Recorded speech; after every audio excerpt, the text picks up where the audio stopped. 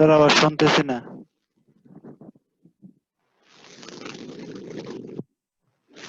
Sir mute করা sir, শোনা যাচ্ছে না।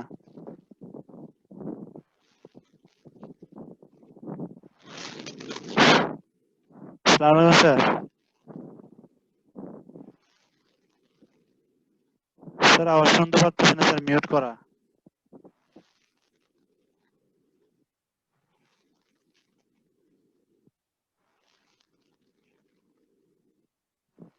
স্যার শুনতেছি না স্যার, মিউট করা স্যার।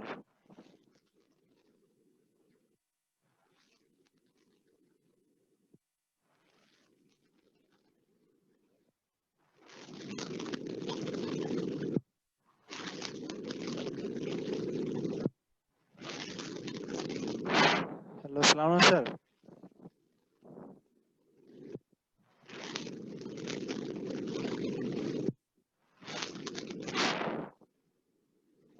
স্যার মিউট করা স্যার, স্ক্রিন শেয়ার দিচ্ছি স্যার, ইয়া থেকে এই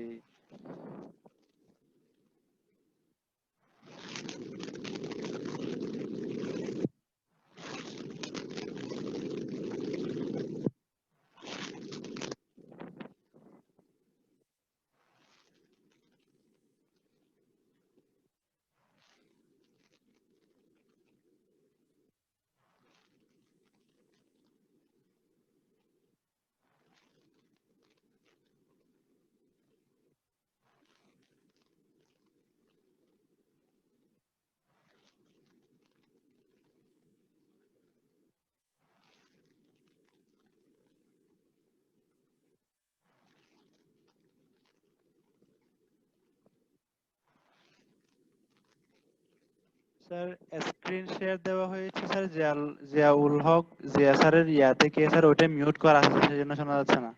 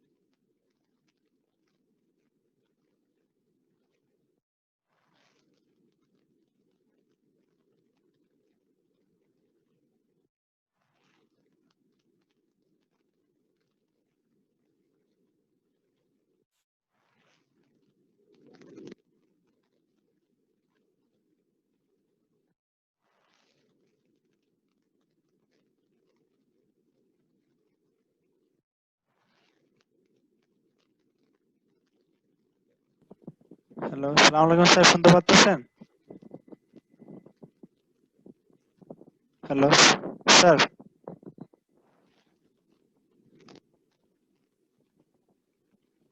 স্যার ওই আপনার ইয়াটা স্যার মিউট করা স্যার, শুনতে পারতেছি না।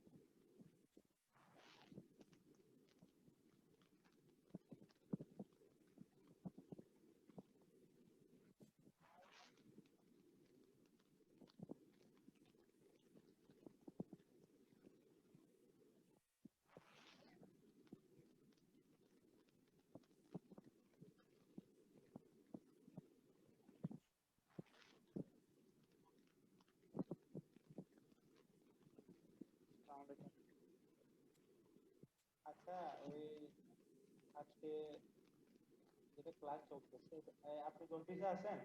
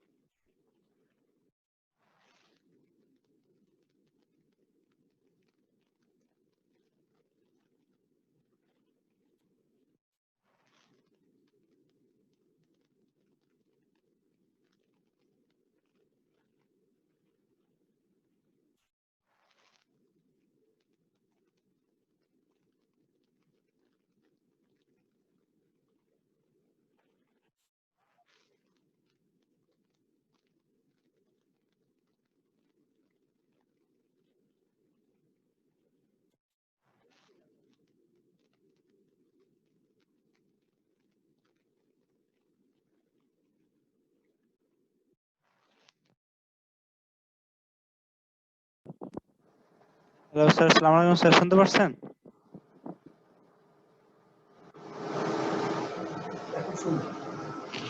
হ্যাঁ হ্যাঁ, এখন আসতেছে। যাচ্ছে, কিন্তু আপনি কথা বলবেন না।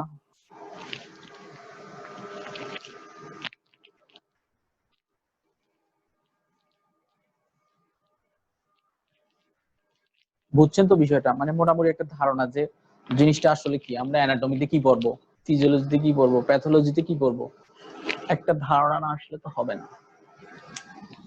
তাহলে অ্যানাটমি যদি আমরা চিন্তা করি যে প্রতিটা অঙ্গই বা প্রতিটা জিনিসই যেই জিনিসটা দিয়ে তৈরি, প্রথম যেই জিনিসটা সেটা হচ্ছে কি, কোষ। মানে এর সংজ্ঞাটাই হচ্ছে যে মানব দেহের বা জীব দেহের গঠন ও কার্যকারী একক। গঠন ও কার্যকারী একক মানে গঠনও করে এবং কাজও করে।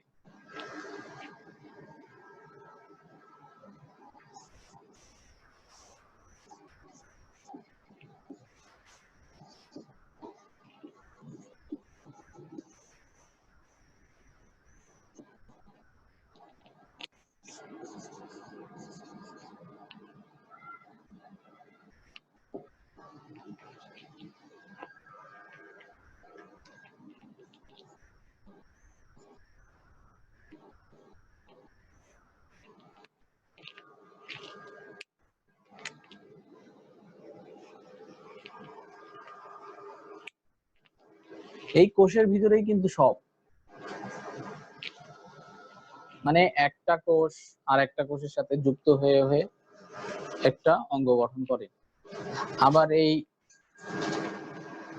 একটা অঙ্গ যে কাজ করতেছে তার ইউনিট মানে একক হিসেবে কাজ করে হচ্ছে আমাদের কোষ। মানে মেইন যে কাজটা হয়, ধরেন আমি একটা খাবার খাবো, সেটা পরিপাক হতে হতে আলটিমেট কিন্তু কোষে যাবে। মানে ওর ফেট যেটা ফাইনাল যে মানে লক্ষ্য যেটা, সেটা কিন্তু কোষে যাইতে হবে। এবং কোষের কোথায় যাবে, সেটা কোষের মাইটোকন্ড্রিয়াতে যাবে। মাইটোকন্ড্রিয়াতে গিয়ে আমরা মাইটোকন্ড্রিয়াকে কি বলি, পাওয়ার হাউস অফ সেল বলি না? তাহলে আমরা যে খাবার খাই, খাবার খাওয়ার উদ্দেশ্যটা কি, আমরা যেন শক্তি পাই। তাহলে আলটিমেট আমি যা খাই না কেন, এটা ঘুরে ঘুরে একটা কোষে যাইতে হবে, কোষের মাইটোকন্ড্রিয়াতে যাইতে হবে। এই জন্য বলতেছে যে এটা হচ্ছে গঠন ও কাজের উপর। গঠন মানে কি, একটা করে আর একটা সাথে যুক্ত হয়ে গঠন করছে। আবার কাজ যদি আমরা দেখতে যাই, যে একটা শরীর যে কাজ করতেছে, একটা বডি যে কাজ করতেছে, একটা অঙ্গ যে কাজ করতেছে, তার মেইন জায়গাটা হচ্ছে কোষ। মানে আলটিমেট ফাইনালি কিন্তু কোষে গিয়েই জিনিসটা কাজ হচ্ছে। তাহলে এই হলো আমাদের কোষের সংজ্ঞা। কোষের কিছু প্রকারভেদ আছে।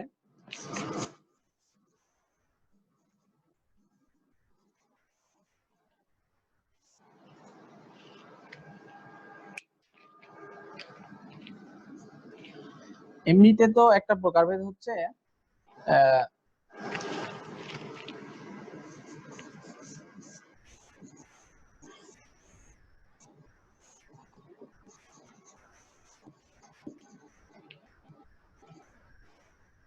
কোষ বা সেল। প্রোক্যারিওটিক একটা আছে, প্রোক্যারিও মানে আমরা ওই যে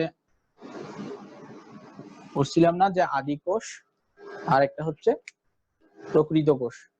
তাহলে এই প্রোক্যারিওটিক সেল যেটা, সেটা হচ্ছে আদি কোষ। তাহলে আদি কোষে সাধারণত কি থাকে না, সাধারণত নিউক্লিয়াসটা থাকে না। আরো অন্যান্য যে অঙ্গাণুগুলো আছে একটা কোষের ভিতরে, সেগুলো কিছু কিছু থাকে না এখানে। কিন্তু আমরা যদি ইউক্যারিওটিক, আরেকটা হচ্ছে ইউক্যারিওটিক,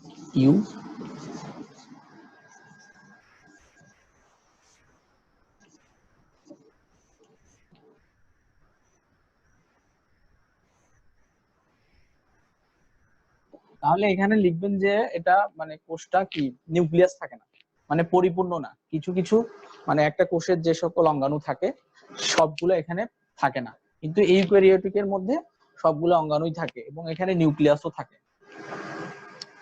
মানে এইটা একটা প্রকারভেদ, দুই ভাগে ভাগ করা যায়।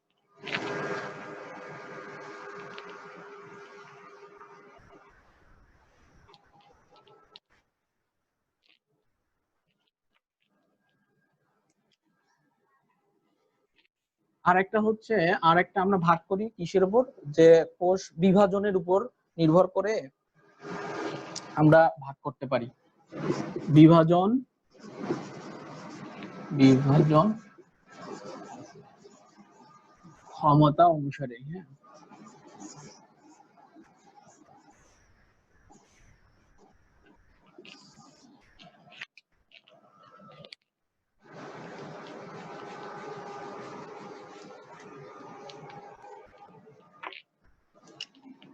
এক নাম্বার হচ্ছে পার্মানেন্ট সেল। পার্মানেন্ট মানে কি, স্থায়ী। পার্মানেন্ট সেল, তাহলে এখানে সংজ্ঞা আমরা বলবো যে যেই সকল কোষ ওই যে জীবনের শুরুতে তৈরি হয়েছে আর ওর বিভাজন হয় না, সেগুলোই হচ্ছে পার্মানেন্ট সেল। মানে যে সকল কোষ একবার তৈরি হওয়ার পর আর বিভাজিত হয় না, সারা জীবনে আর কখনো বিভাজিত হবে না, ওভাবেই থেকে যাবে, সেগুলো হচ্ছে পার্মানেন্ট কোষ। যেমন আমাদের হচ্ছে স্নায়ু কোষ,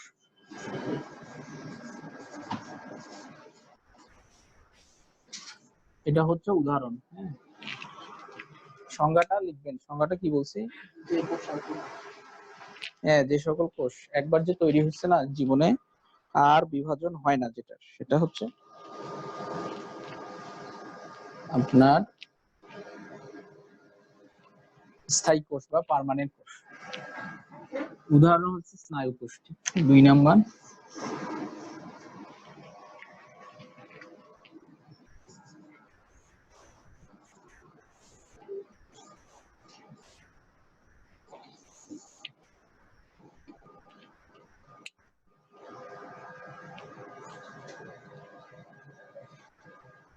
স্টাবেল সেল। মানে এগুলা হচ্ছে যে সকল কোষ প্রয়োজনের সময় বিভাজিত হয়।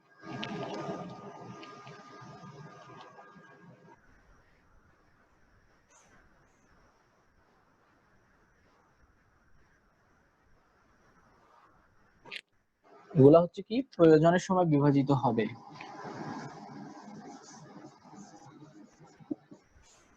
শরীরের যখন প্রয়োজন আসবে যে ওর বিভাজন দরকার,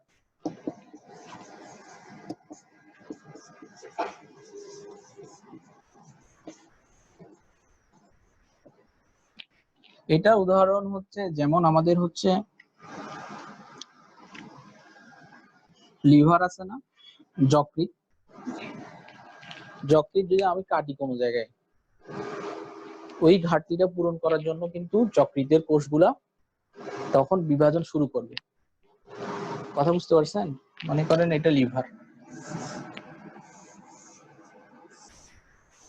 তাহলে আমি যদি এই অংশটা কেটে ফেলি কোনো কারণে, তাহলে কিন্তু এই দিকের কোষগুলো বিভাজিত হয়ে এই ক্ষত স্থানটা পূরণ করতে শুরু করবে।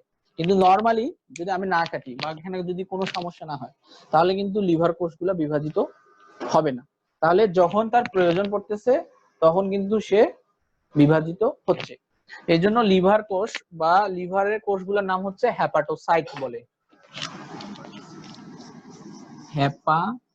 ও সাইট,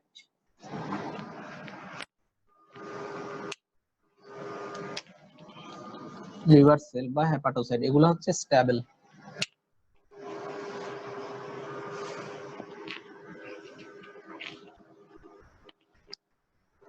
আপনাদের বইয়ে কিন্তু শ্রেণী বিভাগ আছে, ওইটা আছে ইউক্যারিওটিক, প্রোক্যারিওটিক, আর এগুলোর নাম এমনি দেওয়া আছে যে স্নায়ু কোষ, তা পেশি কোষ, আলাদাভাবে দেওয়া আছে। কিন্তু আমরা যদি এই শ্রেণী বিভাগটা পড়ি তাহলে এখানে কিন্তু ওই কোষগুলোর নাম সব চলে আসছে, ওইটা আমার আলাদাভাবে বলতে হচ্ছে না যে এই এত ধরনের কোষ আছে, যেমন স্নায়ু কোষ। কিন্তু পার্মানেন্ট কোষের মধ্যে আমাদের স্নায়ু কোষ আসলো, স্টেবল কোষের মধ্যে হেপাটোসাইট আছে, আর একটা আছে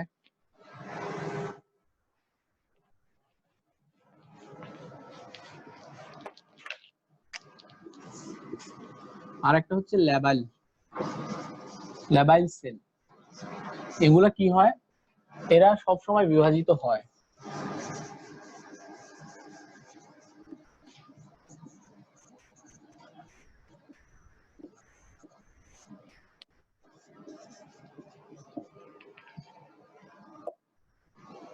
যেমন আমাদের স্কিন আছে না, ত্বক, ত্বকের যে কোষগুলো আছে স্কিন সেল, তারপরে হচ্ছে আমাদের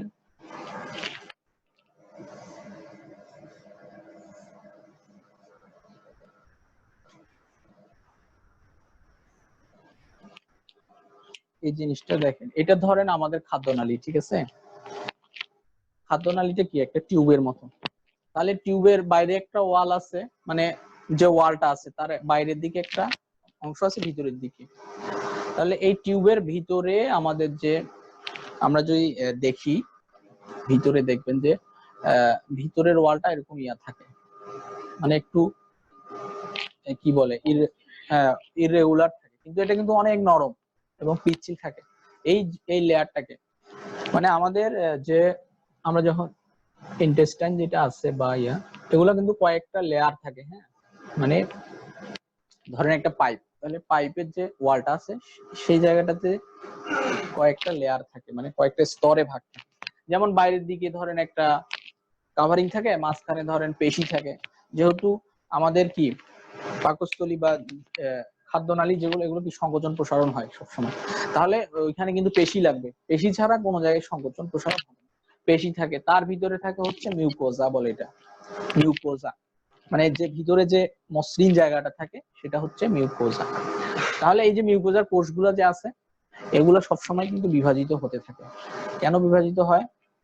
কারণ এই জায়গায় যে কোষটা আছে এটা নষ্ট হয়ে যায়, আবার ওইটা পূরণ করার জন্য আর একটা কোষ বিভাজিত হয়ে ওই জায়গাটা পূরণ করে। তাহলে এই জায়গাগুলাতে যেহেতু সব সময়, যেমন আমাদের স্কিনের কথাটা সহজে বলি, যে আমরা কিন্তু দেখতেছি না, আমাদের যে ত্বকটা আছে, ত্বকের কোষগুলা কিন্তু পড়ে যাচ্ছে, মানে সব সময় প্রতিদিনই কিছু না কিছু কোষ মরে যাচ্ছে। তাহলে এরকম যদি হইতো যে এখানে কোষ বিভাজন চলতো না, মানে বন্ধ থাকতো, তাহলে কিন্তু এক সময় আমাদের কি হতো, চামড়াটা পুরো চলে যাইতো। কিন্তু এটা প্রত্যেকটা দিন যখন আমরা ঘুমাতে যাই রাতের দিকে, এই যে কোষগুলা মরে যায়, এই ঘাটতিটা পূরণ হয় কোষ বিভাজনের মাধ্যমে। মানে এর নিচে যে কোষ আছে এখান থেকে কোষ তৈরি হয়, প্রত্যেকটা দিন এইভাবে চলে। আবার এখানেও চলে, কারণ এই জায়গাটাতে আমাদের প্রত্যেকটা দিন সবসময় কাজ চলতেই আছে, আমরা খাচ্ছি, ভিতরে যাচ্ছে, তাহলে কোষগুলা মরতেছে। তাহলে এই জায়গাগুলোতে যদি আমাদের সবসময় কোষ বিভাজন না চলে তাহলে কিন্তু ঝামেলা হয়ে যাবে। কিন্তু আবার ব্রেনের কথা চিন্তা করেন, আমার স্নায়ু কোষ আছে না, তাহলে এখন ব্রেনে যদি প্রত্যেকদিন কোষ বিভাজন হইতেই থাকে তাহলে কি হবে, মাথায় কি জায়গা থাকবে? এখানে তো সীমাবদ্ধ, আর তো আর ফেটে বের হইতে পারবে না। সেই জন্য স্নায়ু কোষগুলা কি, স্নায়ু কোষগুলাকে স্থায়ী স্থায়ী হিসেবে দেওয়া হয়েছে, ওইটা বিভাজিত হয় না। তাহলে আমরা এখানে স্কিন আর বলবো যে মিউকোজা, কি বলে অন্ত্র, ক্ষুদ্রান্ত্র, বৃহদান্ত্র আছে না, এই অন্ত্রের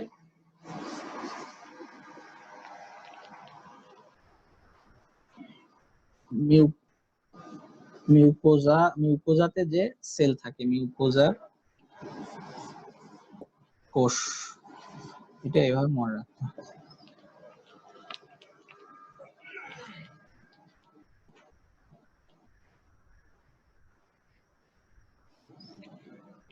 এই ভিতরের এই যে লেয়ারটা সেটাকে মিউকোজা বলে, বাইরেরটাকে সেরোসা বলে, মাঝখানে থাকে মাসকুলার লেয়ার, এরকম কয়েকটা লেয়ার থাকে।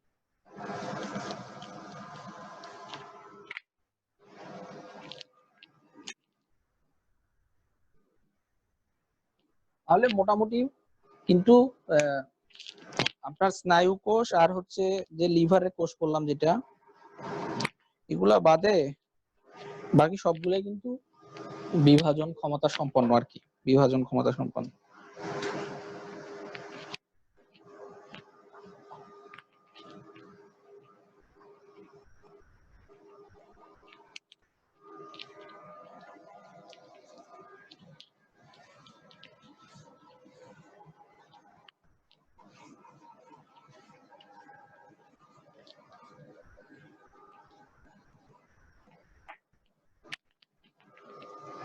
কোষের তো ছবি আঁকা দরকার, কিন্তু আমি তো ছবি এত ভালো আঁকতে পারি না।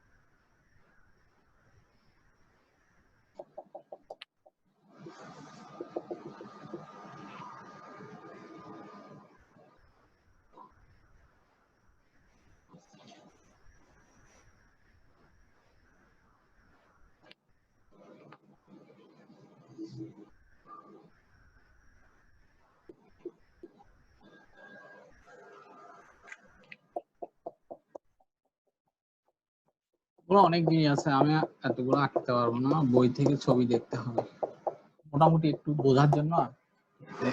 যে একটা কোষ যদি আমরা দেখি তাহলে কোষের হচ্ছে বাইরের দিকে আমাদের একটা কোষ প্রাচীর থাকে। কোষ প্রাচীরটা কিন্তু ওই আপনার উদ্ভিদ কোষে থাকে না, প্রাণী কোষে কোষ প্রাচীরটা থাকে। আর একটা হচ্ছে আমাদের প্লাজমা মেমব্রেন, যেটা বা প্লাজমা ঝিল্লি ভিতরের দিকে যেটা থাকে, এটা প্রাণী কোষেও থাকে। এটা কোষ, হ্যাঁ এটা একটা কোষ। কোষের তাহলে আবরণ থাকে একটা বাইরের দিকে, মানে জিনিসটা হচ্ছে আবরণ যেটা বললাম যে দুইটা যদি কোষ প্রাচীর যদি থাকে সেটা প্রাণী কোষে থাকে বাইরের দিকে, বাকি প্লাজমা মেমব্রেন বা প্লাজমা ঝিল্লি এটার অনেকগুলো নাম আছে। এটা শুধু এটা দুই ধরনের কোষেই থাকে, প্রাণী কোষেও থাকে উদ্ভিদ কোষে থাকে। তার মানে কথা হচ্ছে উদ্ভিদ কোষে এই স্তরটা থাকে না, বাইরের লেয়ারটা থাকে না, কিন্তু প্রাণী কোষে এটা থাকে। আর এই এই ভিতরের লেয়ারটা প্রাণী এবং উদ্ভিদ দুই ধরনের কোষেই থাকে, এটাকে প্লাজমা ঝিল্লি বলে। আর এটা হচ্ছে কোষ প্রাচীর। তাহলে এটা হচ্ছে কোষ প্রাচীর।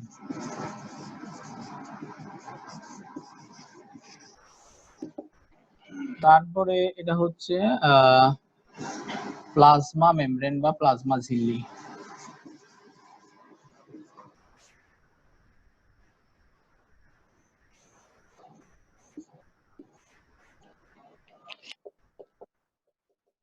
এই প্লাজমা মেমব্রেনের ভিতরে কিছু থকথকে পদার্থ থাকে, যেখানে আমাদের যে কোষের যে বিভিন্ন যে অঙ্গাণুগুলো আছে এগুলো থাকে, এইটাকে বলা হয় সাইটোপ্লাজম।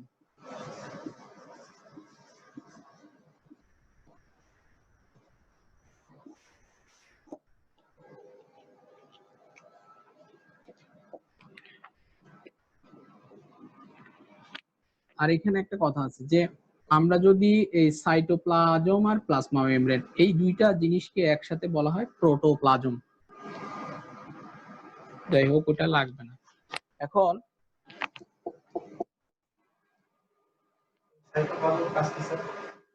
সাইটোপ্লাজম মেইনলি হচ্ছে আমাদের কোষের ভিতরে যে, মানে ধরেন হচ্ছে কোষের ভিতরে যে অঙ্গাণুগুলো আছে, যেমন একটা মাইটোকন্ড্রিয়া আছে, নিউক্লিয়াস আছে, এই জিনিসগুলোকে ধারণ করে রাখে। মানে এগুলাকে ওই সাইটোপ্লাজমের মধ্যে এই জিনিসগুলা থাকে। তাহলে এটা হচ্ছে নিউক্লিয়াস, সবচেয়ে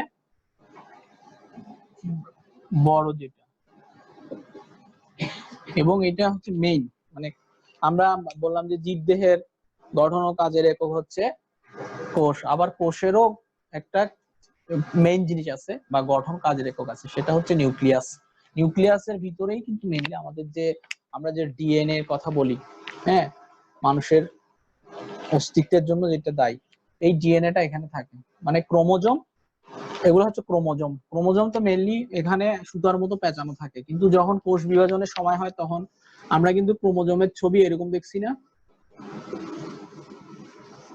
এইরকম দেখবেন যে বই আছে, 4টা বাহু থাকে এরকম, কিন্তু এগুলো কোষের ভিতরে এরকম ভাবে থাকে। এই ক্রোমোজোমের ভিতরেই কিন্তু ডিএনএ থাকে। আর এটা হচ্ছে নিউক্লিওলাস, তাহলে এগুলো হচ্ছে ক্রোমোজোম।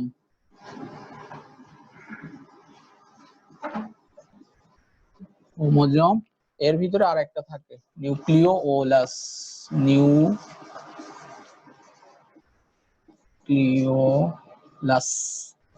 নিউক্লিওলাস।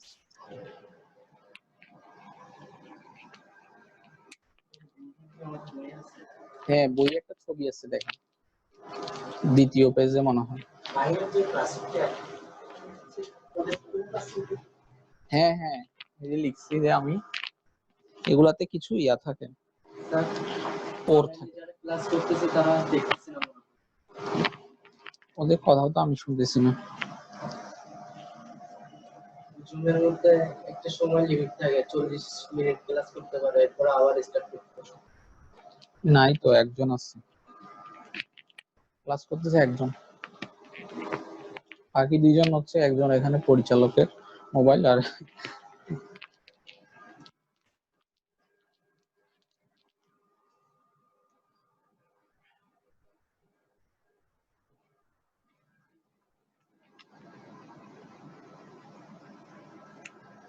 তাহলে এই যে নিউক্লিয়াসে কিন্তু ওই যে বাইরের দিকে এখানে আমাদের কিছু ইয়া থাকে, নালীর মতো কিছু অঙ্গাণু থাকে, এগুলোকে এন্ডোপ্লাজমিক রেটিকুলাম বলে।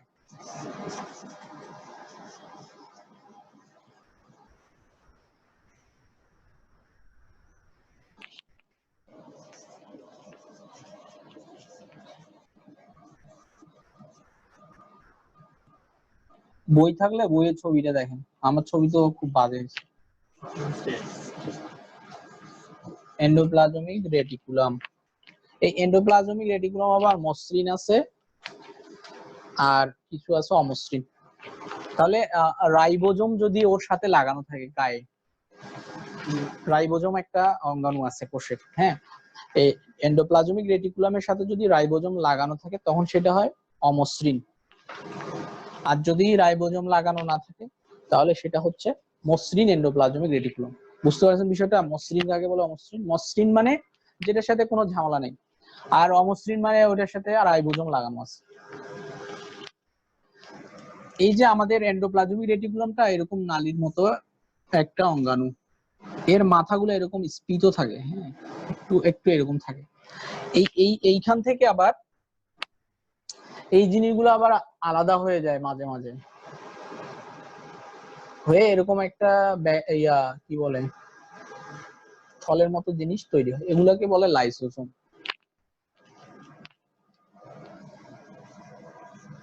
লাইসোজোম। এই লাইসোজোম গুলাতে বিভিন্ন ধরনের এনজাইম থাকে, একদম পরিপূর্ণ, এবং ওই এনজাইম গুলো হচ্ছে যখন কোষের ভিতরে কোনো জীবাণু ঢোকে, হ্যাঁ, ওরা কিন্তু মেরে ফেলে। এই এনজাইম গুলা শক্তিশালী, প্রোটিওলাইটিক, মানে একটা ব্যাকটেরিয়া বা যখন একটা কোনো কিছু জীবাণু ঢোকে, ওদের কিন্তু যে কোনো জিনিসেরই কোষেরই ভিতরে কিন্তু প্রোটিন থাকে, তো প্রোটিওলাইটিক এনজাইম মানে যেই সকল এনজাইম প্রোটিনকে গলাই ফেলে, মানে নষ্ট করে ফেলে। তাহলে ধরেন ব্যাকটেরিয়া এখানে গেছে, তাহলে তার ওয়ালটা ধরেন প্রোটিন দিয়ে তৈরি। এখন এই প্রোটিওলাইটিক এনজাইম যদি এর সাথে লাগে, ওর ওয়ালটা গলে যাবে না? গলে গেলে এটা মারা যাবে। মানে এই সিস্টেমে সাধারণত ওরা জীবাণুগুলোকে মেরে ফেলে, এই এনজাইম লাইসোসোম আর কি। তাহলে এটা কিন্তু এন্ডোপ্লাজমিক রেটিকুলাম থেকেই জিনিসটা তৈরি হয়।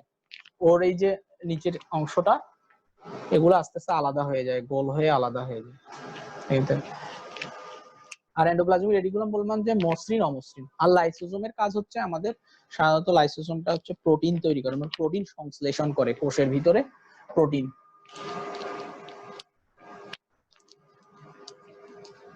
বইয়ে কিন্তু অনেকগুলো করে কাজ দেওয়া আছে, এগুলো পড়তে হবে, এখন তো সময় কম। আর তাহলে কি কি গেল? লাইসোসোম আছে, রাইবোজোম বললাম আমরা, তারপরে মাইটোকন্ড্রিয়া আছে একটা।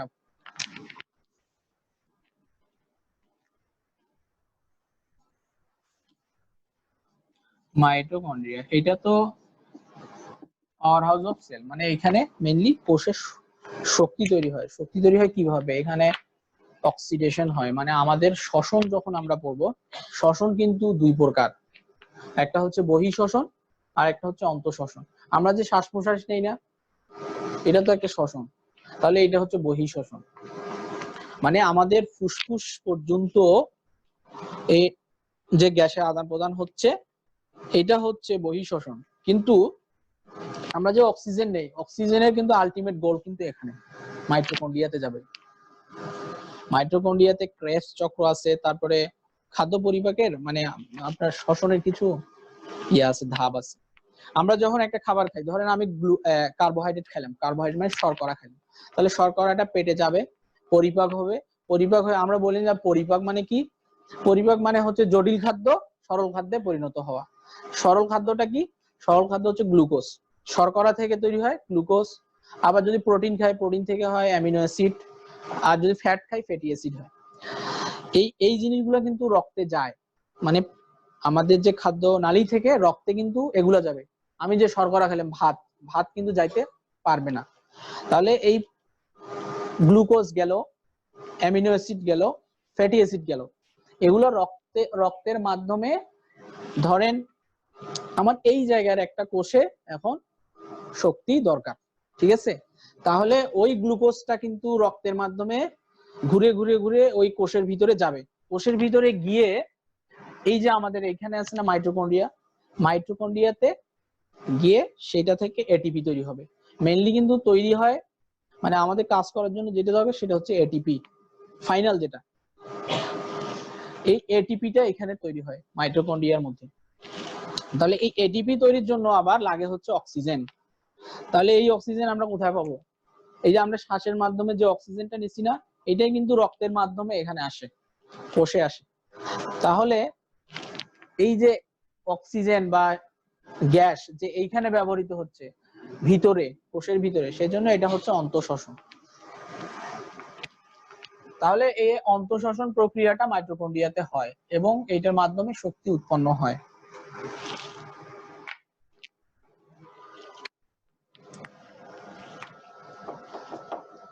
আর কি কি আছে? আরো অনেকগুলো আছে, মোটামুটি অঙ্গাণুর মধ্যে এগুলা। সেন্ট্রোজোম হচ্ছে ইয়াতে থাকে, আপনার কি বলে, তারপরে একটা আছে সেন্ট্রিওল। সেন্ট্রিওলও কিন্তু ওইখানে থাকে, কোষ বিভাজনের জন্য দরকার হয়, নিউক্লিয়াসের ভিতরে থাকে। অনেকগুলো আছে, গোলজি কমপ্লেক্স আছে একটা, হ্যাঁ, মাইক্রোটিউবুলস। হ্যাঁ, মাইক্রোটিউবুলস গুলা মেইনলি ওই কি বলে, এগুলা হচ্ছে রডের মতো কাজ করে। রড মানে আমরা দালান তৈরির সময় কি ভিতরে রড দেই না? রড কেন দেই? যেন শক্তিশালী হয় জিনিসটা। এগুলা কিন্তু কোষের ভিতরে এই রডের মতো কাজ করে, মানে কোষের যেন আকৃতিটা ঠিক থাকে, এটা ঠিক রাখার জন্য ওরা ভিতরে কাজ করে। কোষ পড়াইতে গেলে তো অনেকদিন চলে যাবে। মোটামুটি আপনাদের এখানে যেটা হচ্ছে যে কোষ কাকে বলে, কোষের ছবি আঁকাটা কিন্তু প্র্যাকটিস করতে হবে। এটা পরীক্ষা দেয় কি কি অঙ্গাণু থাকে এগুলা মোটামুটি ইম্পর্টেন্ট অনেকগুলো কাজ দেওয়া আছে, দেখবেন যে এক একটা 10টা 12টা করে কাজ দেওয়া আছে, কিন্তু বইয়ে এতগুলো আসলে পড়ার দরকারও নাই, মনেও থাকবে না। মেইন কাজ যেগুলো সেগুলো পড়তে হবে।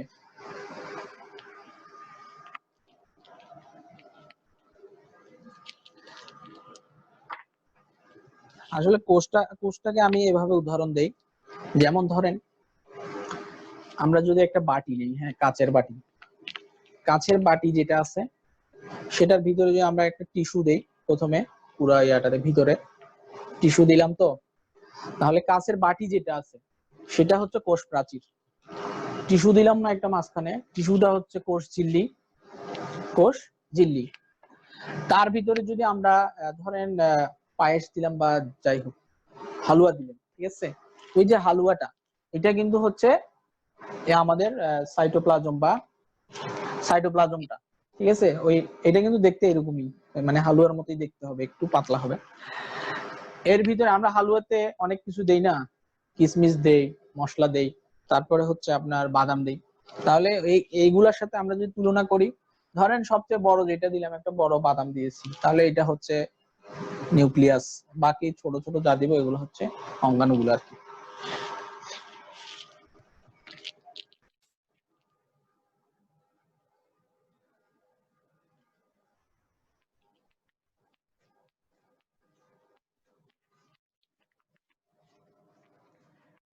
পড়াইতে গেলে অনেক পড়ানো যায়, মানে ধরেন কোষ প্রাচীর নিয়ে কিন্তু একটা ক্লাস নেওয়া যাবে, কোষ প্রাচীরের গঠন, কোষ প্রাচীরে আরো কি কি থাকে না থাকে, অনেক কিছু থাকে। কোষ সম্পর্কে আমরা মোটামুটি এটা পড়লাম, এখন আমরা একটু টিস্যুতে যাই।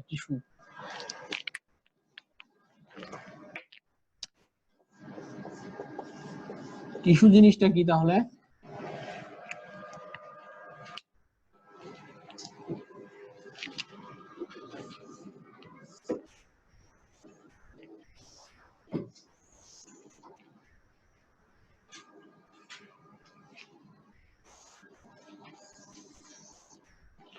আচ্ছা, এই ছবিটাতে কি মনে হচ্ছে? এটা একটা ছোট জিনিস, হ্যাঁ, ছোটতে এটা হচ্ছে আর একটু বড়, এটা তার চেয়ে আর একটু বড়, এটা তার চেয়ে আর একটু বড়। তাহলে ধরেন এটা হচ্ছে কোষ,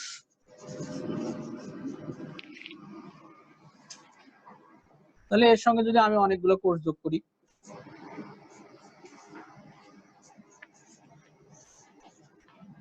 তাহলে এটা জিনিসটা একটু বড় হয়ে যাবে না? এটা হচ্ছে টিস্যু। আবার অনেকগুলো টিস্যু যদি আমরা একসাথে যোগ করি, তাহলে কি হবে? বড় হয়ে যাবে আরো, তাহলে সেটা হচ্ছে অঙ্গ। অঙ্গ তো না, এটা কি বলে, অর্গান বা অঙ্গ, হ্যাঁ ঠিক আছে। তারপরে অনেকগুলো অঙ্গ যখন একসাথে হয় সেটাকে আমরা অঙ্গতন্ত্র হিসেবে বলি। অঙ্গতন্ত্র মানে জিনিসটা এরকম আর কি, সহজে বোঝার জন্য। তাহলে টিস্যুর সঙ্গে আসবে যে যখন অনেকগুলা সাদৃশ্যপূর্ণ কোষ, মানে একই ধরনের গঠন, মোটামুটি মানে একদম সেম হইতে হবে এরকম না, মোটামুটি একই ধরনের সাদৃশ্যপূর্ণ গঠন বিশিষ্ট, এবং তারা সাধারণত একই কাজ করে, ব্যতিক্রম হইতে পারে কিন্তু সাধারণত কোষগুলা একই ধরনের কাজ করে। এইরকম যদি অনেকগুলো কোষ থাকে একসাথে, তখন সেটাকে আমরা টিস্যু বলি। তাহলে হ্যাঁ, আবার আমি বলবো, লিখতেছি।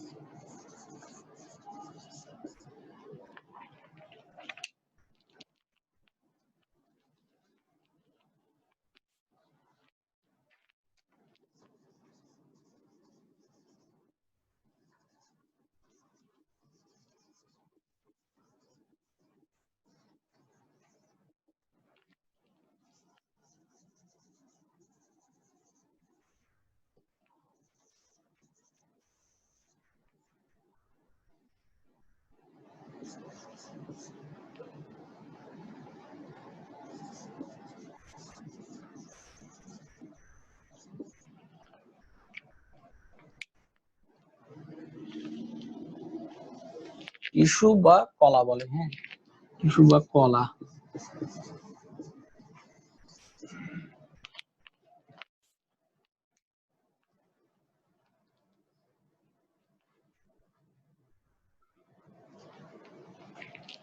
যেমন ধরেন 1 নাম্বার হচ্ছে আবরণী কলা।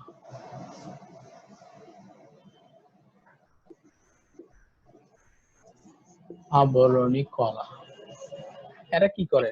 সাধারণত আমাদের শরীরের যে অঙ্গগুলো আছে সেগুলার আবরণ তৈরি করে, আবরণটা তৈরি করে। এবং কোষগুলা দেখবেন যে সাধারণত তারা একই ধরনের হয় আকার আকৃতিতে। কাজ কিন্তু সবাই মোটামুটি একই ধরনের করতেছে, মানে কি আবরণ তৈরি করতেছে। এবং আবরণের কাজই হচ্ছে বাইরের কোনো আঘাত থেকে বা রোগ জীবাণু থেকে ওই অঙ্গটাকে রক্ষা করা। তাহলে আবরণী কলা একটা গেল। 2 নম্বরে হচ্ছে আমাদের যোজক কলা। এগুলো কিন্তু কলার প্রকারভেদ, ঠিক আছে। যোজক কলা, যোজক কলা কোনগুলা?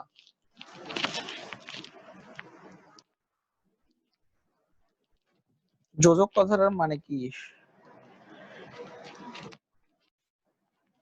সম্পর্ক তৈরি করা, সম্পর্ক মানে শরীরের এক জায়গার সাথে আরেক জায়গার এরা সম্পর্ক তৈরি করে যোজক কলাগুলো। যেমন যোজক কলার মধ্যে আবার পার্থক্য আছে, যেমন ভাগ আছে। যেমন তরল যোজক কলা, তরল যোজক কলা হচ্ছে রক্ত, লসিকা, এরা কিন্তু পুরো দেহে কিন্তু পরিবাহিত হয়, পুরো দেহের প্রতিটা অঙ্গের মধ্যে একটা সম্পর্ক স্থাপন করে। আমি খাবার খাই, সেই খাবারকে গ্লুকোজ হিসেবে নিয়ে যায় একটা কোষের ভিতরে, বা ধরেন আমি খাচ্ছি তো পেটে, সেটা কিন্তু রক্তের মাধ্যমে চলে যায় কিডনিতে বা ব্রেনে, যেখানে সেখানে চলে যাচ্ছে। তাহলে এই যে সম্পর্ক তৈরি করতেছে সেটা হচ্ছে যোজক কলা। তরল যোজক কলা একটা আছে। তারপর হচ্ছে আমাদের অস্থিতন্ত্র যেটা আছে, হ্যাঁ হাড় যেগুলো আছে সেগুলো কিন্তু সব যোজক কলা। কারণ কি, এরা কিন্তু আমাদের পুরো শরীরটাকে একটার সাথে আরেকটা জয়েন লাগাইছে, কে হাড়ের মাধ্যমে। তারপরে আছে আমাদের পেশি কলা।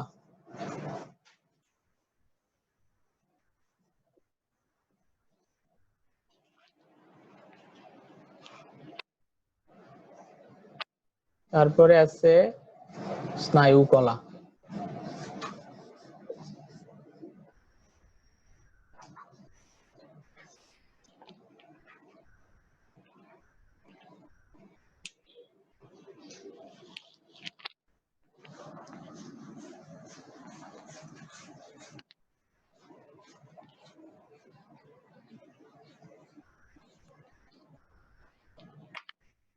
এগুলোর একটু আমি ভাগ করে লিখে ফেলি,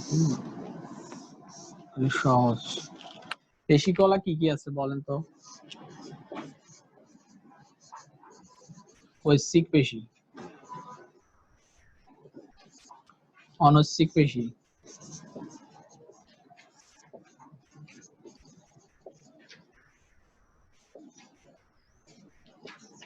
বৃহৎ পেশি।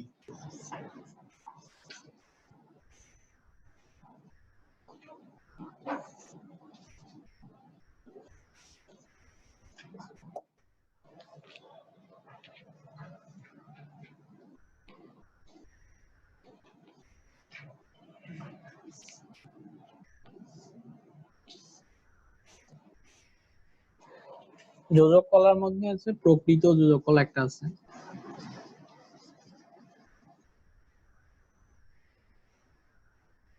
তারপরে তরল যোজক কলা আছে,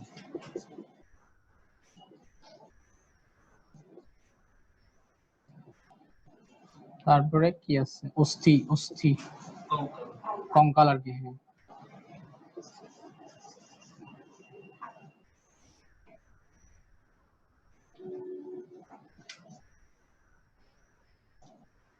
ওগুলো ভাগ করা যায় আরো। এই কঙ্কালকে আবার ভাগ করা যাবে অস্থি, তরুণাস্থির মাধ্যমে মধ্যে ভাগ করা যাবে। অস্থির আবার ভাগ আছে। তরলকে ভাগ করা যায় ধরেন রক্ত, লসিকা, এরকম অনেকগুলো ভাগ আছে। আবরণী কলা আছে, আবরণী কলার আবার ভাগ আছে। কি কি আছে? স্কোয়ামাস আছে, স্কোয়ামাস আছে, কলামনার আছে, এগুলোর আবার ভাগ আছে, তারপরে কিউবয়েডাল আছে।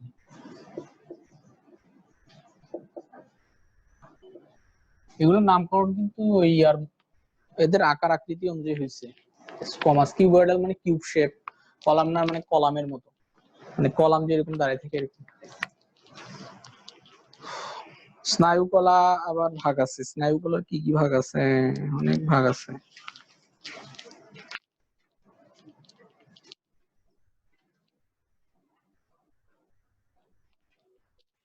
মোটামুটি এগুলা, কিন্তু এখানে আপনাদের বইতে এই জিনিসটা দেওয়া আছে, হ্যাঁ, ঐচ্ছিক অনৈচ্ছিক আর হৃদপেশির মধ্যে একটা পার্থক্য দেওয়া আছে, পার্থক্য, এটা ইম্পর্টেন্ট।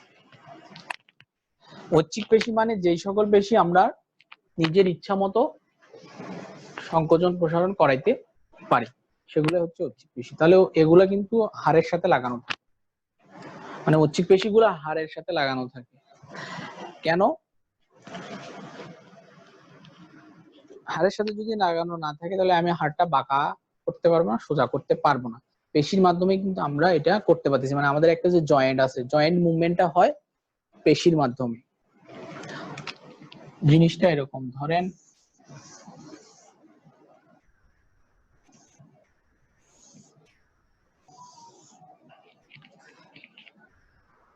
এইখানে ধরেন একটা পেশি এই দিক থেকে শুরু হয়ে এখানে এসে লাগছে, তাহলে এটা যদি সংকোচন হয়, সংকোচন হলে কি হবে? এই হাড় যেটা আছে এইভাবে বাঁকা হয়ে যাবে, বা এই হাড় যেটা আছে বাঁকা হবে। এইভাবে কিন্তু পেশিগুলো কাজ করে, মানে এদের উৎপত্তি হয় এক জায়গা থেকে, এক হাড়ের মাথায় বা একটা হাড়ে, শেষ হয় আর একটা হাড়ে গিয়ে, মানে ওইভাবে সিস্টেম করা আছে যাতে ওই জয়েন্টটা নড়াচড়া করানো যায়। তাহলে এগুলো সাধারণত হাড়ের মধ্যে লাগানো থাকে, ঐচ্ছিক পেশিগুলা। এবং ঐচ্ছিক পেশিতে কোষগুলা লম্বা থাকে এরকম, হ্যাঁ লম্বা থাকে, এদের এইরকম ডোরাকাটা দাগ থাকে, প্রস্থ বরাবর ডোরাকাটা দাগ থাকে। এক একটা কোষে অনেকগুলো নিউক্লিয়াস থাকে, এবং নিউক্লিয়াস গুলা, ধরেন এই কোষ তো, নিউক্লিয়াস গুলা এইরকম পেরিফেরির দিকে থাকে। পেরিফেরি মানে কি? প্রান্তীয়, মানে এইদিকে থাকে, মাঝখানে থাকে না। কিন্তু অনৈচ্ছিক পেশিতে এই জিনিসটা, কোষের ভিতরে একটা নিউক্লিয়াসই থাকে এবং এটা মাঝখানে থাকে। অনৈচ্ছিক পেশির আরেকটা নাম হচ্ছে মসৃণ পেশি, মানে এই যে ডোরাকাটা দাগটা আছে না ঐচ্ছিক পেশিতে, এটা কিন্তু অনৈচ্ছিক পেশিতে থাকে না, সেই জন্য এটা হচ্ছে মসৃণ। তাহলে অনৈচ্ছিক পেশি যেগুলো আমরা নিজের ইচ্ছা মতো নড়াচড়া করাইতে পারি না, এই যে আমি একটু আগে যে একটা আঁকলাম না, পাকস্থলী ধরে নালী আঁকলাম, যে বললাম যে ওইগুলো কি সংকোচন প্রসারণ হয়, তাহলে ওইখানে যে পেশি থাকে এগুলো কিন্তু আমাদের ইচ্ছাধীন না। যেমন ধরেন আমাদের রক্তনালিকা, রক্তনালিকার মধ্যেও কিন্তু পেশি থাকে, তাহলে এই পেশি কিন্তু আমাদের ইচ্ছাধীন না। রক্তনালিকা কি আমরা ইচ্ছা করলে সংকোচন প্রসারণ করাইতে পারবো? পারবো না। তাহলে এগুলা সব ধরনের যে পেশিগুলো আছে এগুলো সবগুলো হচ্ছে অনৈচ্ছিক পেশি। আর ঐচ্ছিক পেশির মধ্যে যেগুলো আমাদের এই যে মাসেল, যেগুলো হাতের পেশি, পায়ের পেশি, সবগুলা কিন্তু ঐচ্ছিক পেশি। গঠনের মধ্যে বললাম যে এখানে ডোরাকাটা দাগ থাকে, সেজন্য এটা অমসৃণ। নিউক্লিয়াস গুলা কোষের ভিতরে অনেকগুলা থাকে এবং পেরিফেরিতে থাকে, এটা একটা থাকে। আচ্ছা, হৃদপেশিটা কোথায় থাকে? হৃৎপিণ্ডে থাকে, এটা আর কোথাও থাকে না, ওই এক জায়গাতেই থাকে। এরা গঠনের দিক দিয়ে মানে দেখতে ঐচ্ছিক পেশির মতো, চেহারাটা দেখতে ঐচ্ছিক পেশির মতো। তাহলে ঐচ্ছিক পেশির মতো হলে কিরকম হবে? এরকম ওদের ডোরাকাটা দাগ থাকে, কিন্তু এদের কাজ কিন্তু অনৈচ্ছিক পেশির মতো। হৃৎপিণ্ড কিন্তু আমাদের ইচ্ছা মতো সংকোচন প্রসারণ হয় না, তাহলে ওইটা কি গেল? কাজটা কি রকম হলো? অনৈচ্ছিক, কিন্তু ওর গঠনটা মানে চেহারাটা দেখতে ঐচ্ছিক পেশির মতো। আচ্ছা, হৃৎপেশিতে একটা জিনিস থাকে যে একটা কোষ যখন শেষ হয়, এর আর একটা কোষের মাঝখানে একটা ডিস্ক থাকে, ডিস্ক শেপ, এটাকে ইন্টারক্যালেটেড ডিস্ক বলে। এই মাঝখানে একটা ডিস্কের মতো থাকে, ডিস্ক মানে কি? চাকতি আর কি, চাকতির মতো থাকে দুইটা কোষের মাঝখানে, ইন্টারক্যালেটেড ডিস্ক। এগুলো হচ্ছে হৃৎপেশির একটা মোটামুটি বৈশিষ্ট্য। আর ঐচ্ছিক পেশির কোষগুলো নলাকার হয়, এরকম লম্বা। আর অনৈচ্ছিক পেশিগুলো মাকু মাকু আকৃতির হয়। মাকু জানেন কি? মাকু জিনিসটা কি? জাল ইয়া করে না, জাল যে তৈরি করে বাড়িতে, ওইখানে দেখবেন ওই জিনিসটা কিন্তু মাকু শেপ, মানে এইরকম। ওইটাই তো মনে হয় মাকু বলে। আপনারা তো বেশি ভালো জানার কথা।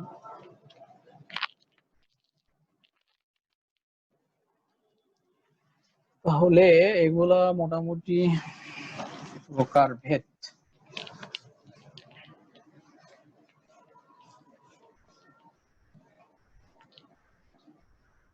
প্রশ্ন আসতে পারে তাহলে টিস্যু কাকে বলে বা কলা কাকে বলে?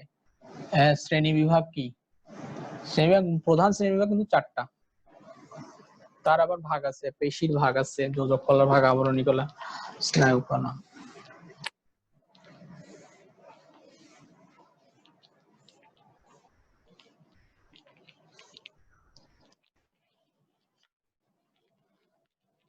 এখন অনেকগুলো টিস্যু যখন এক জায়গায় হয় তখন একটা অঙ্গ তৈরি করে।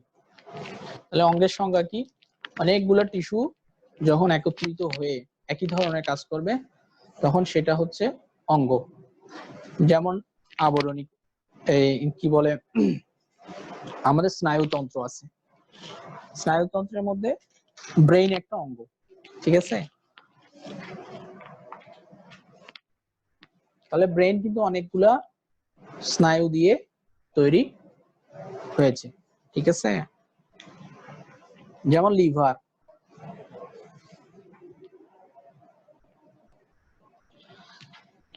মানে আমি একটা ছবি আঁকছিলাম না, যে কোষের পরে হয় টিস্যু, অনেকগুলো কোষ মিলে হয় টিস্যু, অনেকগুলো টিস্যু মিলে হয় একটা অঙ্গ, আর 2-3টা অঙ্গ মিলে আমরা তন্ত্র চিন্তা করি, যেমন স্নায়ুতন্ত্র। তাহলে স্নায়ুতন্ত্রতে কিন্তু কি কি থাকে? ব্রেইন থাকে, তাহলে ব্রেইন একটা অঙ্গ। আবার ওইখানে থাকে স্পাইনাল কর্ড বা সুষুম্না কাণ্ড, যেটা থাকে পিছন দিক দিয়ে গেছে, এটা থাকে। এগুলো হচ্ছে স্নায়ুতন্ত্রের অংশ। আবার আমাদের আছে হচ্ছে রেসপিরেটরি সিস্টেম বা শ্বসন তন্ত্র। শ্বসন তন্ত্রের মধ্যে দেখবেন যে 2টা ফুসফুস থাকে, আবার আমার কি থাকে, এদিকে শ্বাসনালী থাকে, এগুলো মিলে কিন্তু হচ্ছে আমাদের শ্বসন তন্ত্র। তাহলে তন্ত্র কি কি আছে? একটা হচ্ছে আমাদের, মোটামুটি যদি চিন্তা করি, স্নায়ুতন্ত্র আগে লিখি, স্নায়ুতন্ত্র। 2 নম্বরে হচ্ছে রক্ত সংবহন তন্ত্র,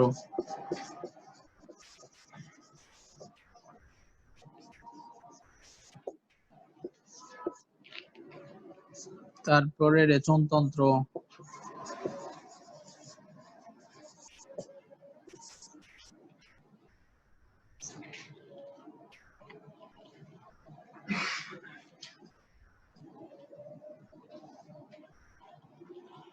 পরিপাকতন্ত্র,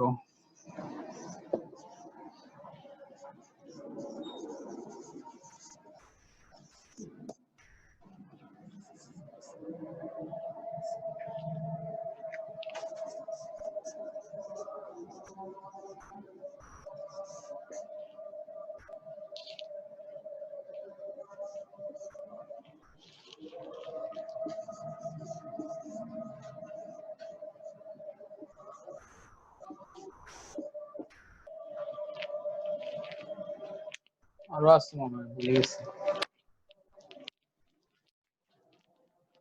কঙ্কালতন্ত্র আছে।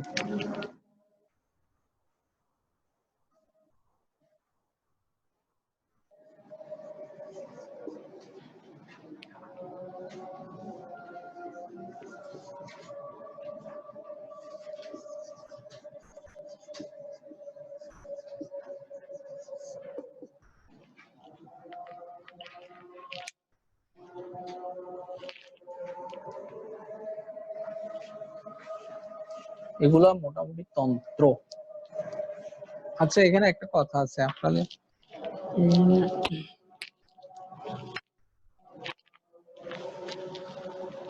মানব দেহের বিভিন্ন অঞ্চল, একটা কথা আছে যে মানব দেহের বিভিন্ন অঞ্চল,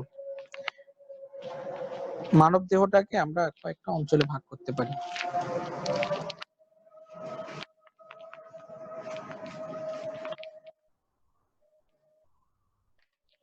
এই ছবিটা দেখেন, হ্যাঁ, ছবিটা দেখলে বোঝা যাবে। মানে আমরা এই জায়গা থেকে এই পর্যন্ত এই একটা অঞ্চলে ভাগ করি, বুঝতে পারছেন? এটা দেখা যায়, খোলা যাবে এটা?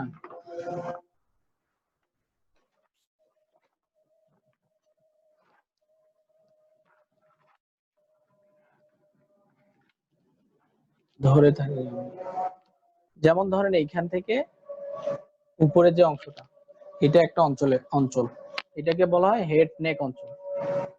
হেড নেক মানে আমাদের মেডিকেলে দেখবেন যে এই অংশটা নিয়ে একটা বই আছে।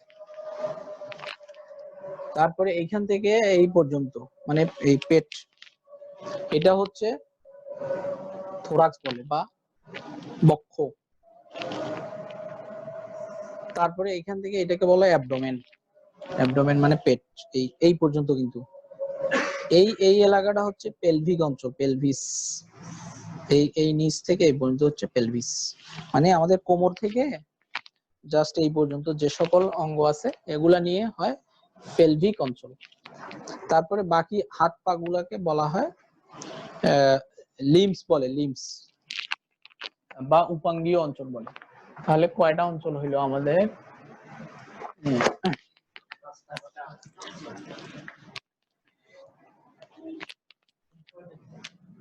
এক নম্বরে হচ্ছে হেড নেক অঞ্চল, আমি ইংরেজিতে লিখছি, হ্যাঁ, হেড এন্ড নেক মানে মাথা এবং গ্রীবা, হেড নেক।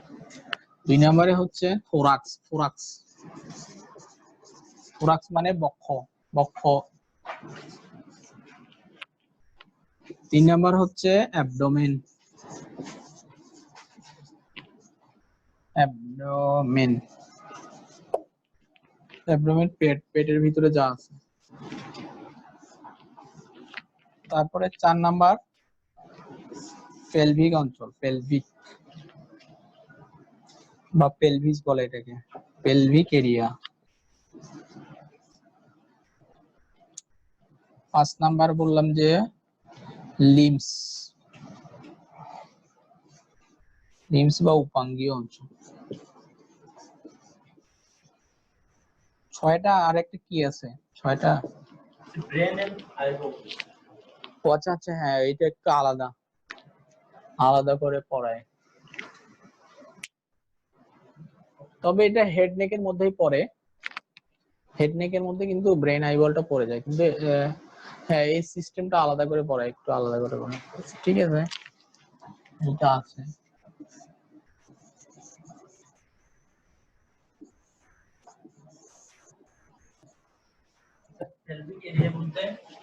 পেলভিক এরিয়া মানে হচ্ছে আমাদের কোমরের নিচে, মানে এইখানে যে আমাদের জনতন্ত্র যেটা আছে, হ্যাঁ ওইটা। তারপরে হচ্ছে আপনার রেচন তন্ত্রের জন্য মানে প্রস্রাব হওয়ার জন্য যে সকল অর্গান এখানে আছে। তাহলে এখানে আমাদের কি কি থাকে? মেয়েদের থাকে ইউটেরাস, ধরেন জরায়ু থাকে, ওভারি থাকে। ছেলেদের ধরেন টেস্টিস থাকে, পেনিস থাকে। হ্যাঁ, তারপরে আমাদের কি থাকে? ইউরিনারি ব্লাডার থাকে, মানে মূত্র থলি থাকে এখানে। হ্যাঁ, এগুলো হচ্ছে এই জিনিসগুলো নিয়ে। তারপরে এদিকে থাকে রেকটাম বা পায়ুপথ থাকে পিছনের দিকে। এই জিনিসগুলো নিয়ে হচ্ছে আমাদের পেলভিস। আর অ্যাবডোমেনের মধ্যে থাকে কি কি? অ্যাবডোমেনের মধ্যে ধরেন লিভার থাকে, কিডনি থাকে, স্প্লিন থাকে। তারপরে বাকি তো পেট তো আছেই, মানে পাকস্থলী আছে, ক্ষুদ্রান্ত্র, বীরযন্ত্র আছে। হ্যাঁ, এই সবগুলা নিয়ে হচ্ছে অ্যাবডোমেন। থোরাক্সের মধ্যে কি কি থাকে? থোরাক্সের মধ্যে আমাদের মেইনলি ফুসফুস, দুইটা বড় জিনিস থাকে। দুই দিকে দুইটা ফুসফুস থাকে, দুই ফুসফুসের মাঝখানে একটা হার্ট থাকে বা হৃৎপিণ্ড থাকে। এই গেল। আর হেড নেকের মধ্যে আমরা যদি চিন্তা করি, এখানে আমাদের শ্বাসনালী থাকে, খাদ্যনালী থাকে। তারপরে এই মুখ, এখানে মেন্ডিবল থাকে, মানে মুখ নাক এগুলো সব তো এখানেই আছে হেড নেকের মধ্যে। আর হেডের ভিতরে, মাথার ভিতরে হচ্ছে আমাদের কি থাকে? ব্রেন থাকে, আইবল থাকে, যদি ওইটা আলাদা করে বলছে পেলভিস এরিয়া। আর লিম্বস যেটা বললাম উপাঙ্গীয়, মানে 4 পা, 2 পা আর 2 হাত মিলে উপাঙ্গীয় অঞ্চল। মানে এই এরিয়া আলাদা আলোচনা এগুলা। এই মেডিকেলে কিন্তু এগুলো আলাদা আলাদা বই আছে, যেমন ধরেন অ্যাবডোমেন নিয়ে একটা বই আছে, আলাদা অ্যানাটমির। আবার পেলভিক, ধরেন থোরাক্সের একটা আলাদা বই আছে। এইরকম জিনিসগুলো আলাদা আলাদা করে পড়ানো হয়। ব্রেন আই বলার জন্য আছে। এই হলো আমাদের এরিয়া।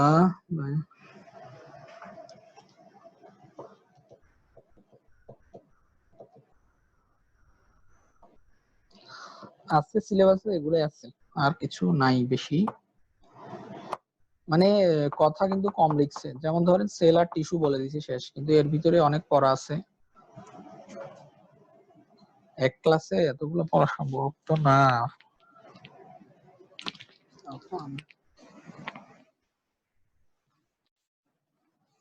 আজানও দিয়েছে। তাহলে আমরা একটু রিভিউ করি, যে আমরা প্রথমে বললাম যে অ্যানাটমি কি জিনিস, ফিজিওলজি কি জিনিস, প্যাথোলজি কি জিনিস, মানে কোন জায়গায় কি আলোচনা করা হয় ওইটা একটু, ওই সম্পর্কে একটু আমরা কথা বলছি। তারপরে বললাম যে মানবদেহের যে প্রধান যে জিনিসটা কোষ, কোষ সম্পর্কে, যে কোষ কাকে বলে। হ্যাঁ, তারপরে আমরা কোষের একটা ছবি আঁকার চেষ্টা করছি, এটা বইয়ে ভালো আছে, বইয়ে ভালো করে দেখতে হবে। যে তারপরে কোষের শ্রেণী বিভাগ গুলা পড়ছি, যে পার্মানেন্ট কোষ কোনগুলা, লেবাইল, স্টেবল আর ইউক্যারিওটিক, প্রোক্যারিওটিক। কোষের শ্রেণী বিভাগের মধ্যে এটা বললাম। তারপর আমরা বললাম যে টিস্যু, টিস্যু কাকে বললাম, যে অনেকগুলা কোষ যখন, সাদৃশ্যপূর্ণ কোষ যখন একত্রিত হয়ে একটা কাজ করবে, তখন সেটাকে আমরা টিস্যু বলি বা কলা বলি। কলা, তাহলে আমরা প্রকারভেদে বললাম যে আবরণী কলা। আবরণী কলা কোনগুলা, যে বিভিন্ন আমাদের শরীরের যে অঙ্গগুলো আছে সেগুলার আবরণ তৈরি করে হচ্ছে আবরণী কলা। আবরণী কলার ভিতরে আমরা বললাম যে স্কোয়ামাস আছে, কলামনার আছে, কিউবয়েডাল আছে। এগুলোর আবার শ্রেণীবিন্যাস আছে, বুঝছেন? যেমন স্কোয়ামাসের স্কোয়ামাসের আবার ভাগ আছে, কলামনারেরও ভাগ আছে, কিউবয়েডালেরও ভাগ আছে। এগুলো আমরা পড়ে নিই। স্ট্রেটিফাইড কলামনার আছে, নন স্ট্রেটিফাইড আছে, ক্যারাটিন যুক্ত আছে, ক্যারাটিন ছাড়া আছে। অত বিস্তারিত না পড়ি, মনেও থাকবে না। এই না না না, এগুলা এগুলা থাকবে। হাইয়েস্ট আপনার একটা কোষের ছবি আঁকতে দিতে পারে আর কি। তারপরে আমরা বললাম যে যোজক কলা। হ্যাঁ, যোজক কলা, যোজক কলা কিন্তু দুইটা জিনিস নিয়ে, রক্ত আর লসিকা। যোজক কলা আর হচ্ছে কঙ্কালতন্ত্র, যেটা এগুলা যোজক কলা, প্রকৃত যোজক কলা, কঙ্কাল, আর হচ্ছে তরল যোজক কলা। তারপরে আমরা বললাম স্নায়ু কলা একটা আছে। স্নায়ু কলার মধ্যে কিন্তু কিছু উদ্দীপনা সম্পন্ন কোষ আছে, আর কিছু উদ্দীপনা থাকে না। মানে নার্ভ টিস্যুর সাথে, মানে আমাদের স্নায়ু টিস্যুর সাথে, স্নায়ু কোষের সাথে কিন্তু আরো কিছু সহযোগী কোষ থাকে, যেগুলো কিন্তু আমাদের ওই সেন্সেশন যেটা নিয়ে যাওয়ার কাজ, উদ্দীপনা যে নিয়ে যায়, ওই কোষগুলো কিন্তু ওই কাজটা করে না, বা সাপোর্টিং হিসেবে কাজ করে। সেই জন্য বলছে যে কিছু কোষ আছে যেগুলো উদ্দীপনা সম্পন্ন, মানে উদ্দীপনা নিয়ে যায়, আর কিছু আছে উদ্দীপনা নিয়ে যায় না। স্নায়ুতন্ত্রের মধ্যে এগুলো আছে। তারপরে হচ্ছে মানবদেহের অঞ্চল তো বললাম, আর তন্ত্রগুলা বললাম। এই তন্ত্রগুলা কিন্তু আপনাদের আলাদা আলাদা করে, এক একটা করে আলাদা ক্লাসে একটা করে তন্ত্র আলোচনা হবে।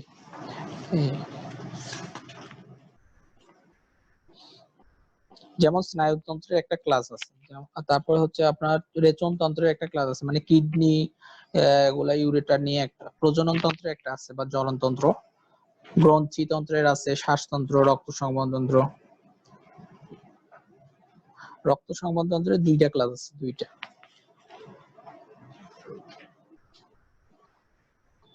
অস্থিতন্ত্রেরও একটা আছে। বাকি এখন আপনাদের কোনো প্রশ্ন আছে বলেন।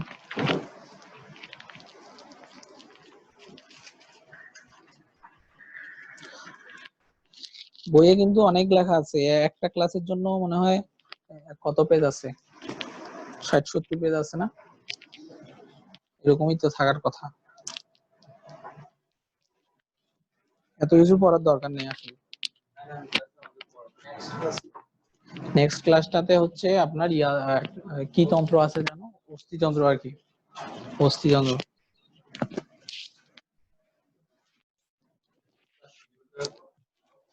মনে হয় আপনাদেরও জানাই দিবে, জানাবে।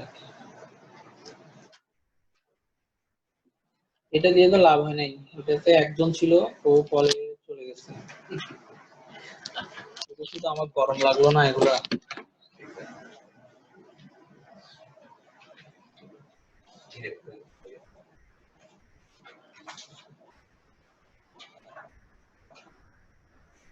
আপনারা LMF না নাকি LMF GS প্রথমে LMF হবে না এরপরে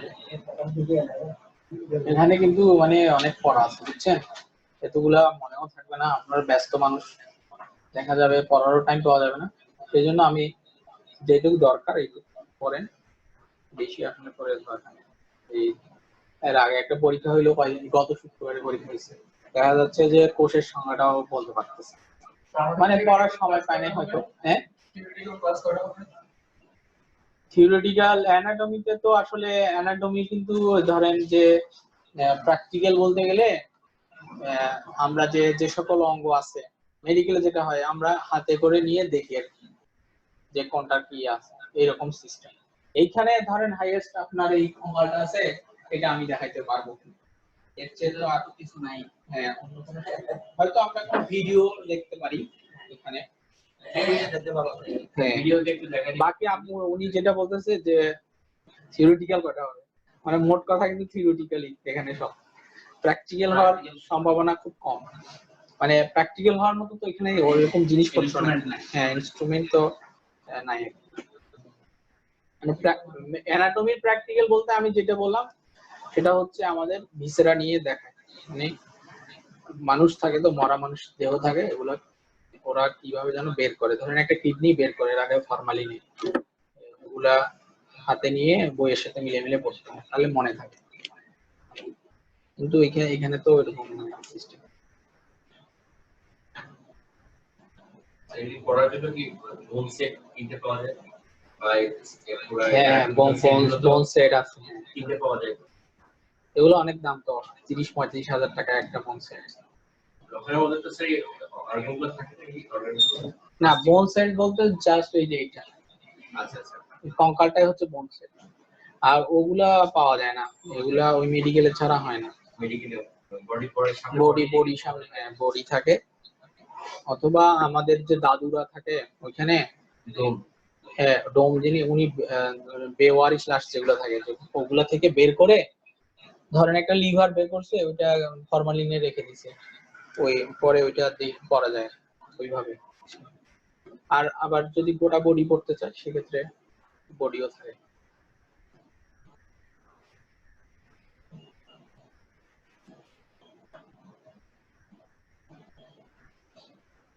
এখানে ভিডিও দেখানোর আসলে মনে হয় এটাতে কোনো সিস্টেম আছে নাকি, সামনে ক্লাস থেকে দেখাচ্ছি, মানে অনলাইনে যেগুলো ক্লাস হচ্ছিল ওগুলোতে আমরা কিন্তু ভিডিও দেখাচ্ছি, ভিডিও হলে ভালো হয়। হ্যাঁ এখানে দেখতে হবে না, অ্যাট লিস্ট ভিডিওটা হলো দেখেন স্যার, তাহলে তো মনে থাকে।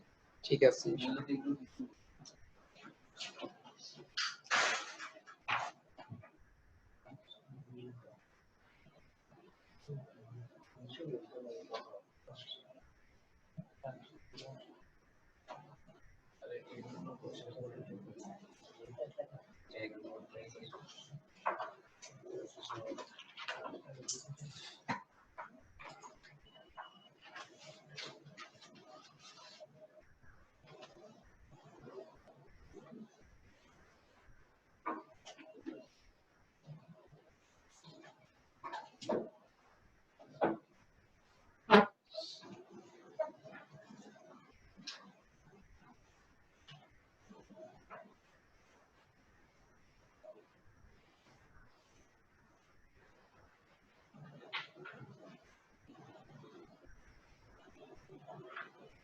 ঠিক আছে, তাহলে আজান তো দিয়ে দিচ্ছি,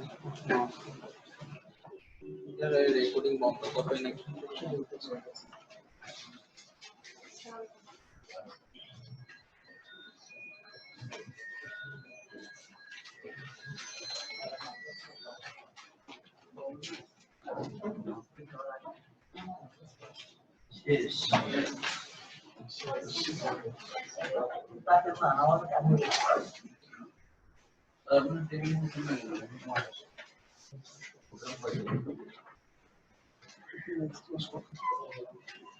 জানা